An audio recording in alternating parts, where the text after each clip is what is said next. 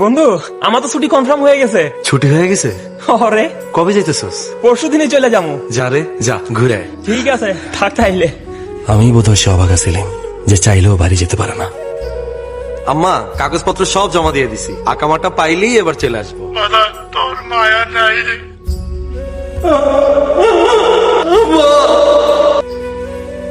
হ্যাঁ আপা বল। কি রে, তোর সে কখন থেকে ফোন দিতাছি, ফোন ধরস না কেন? আপু আজকে হোটেলে অনেক গেস্ট রে। উপহারটা তো পাঠাস নাই।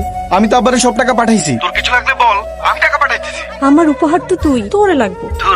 কি যে কস? আজকাল পর থেকে আর তোরে জ্বালাবো না। কি কস আপু, এবার আমি দেশে আইলই তোরে আর লবেরে এক লগে জ্বালামু।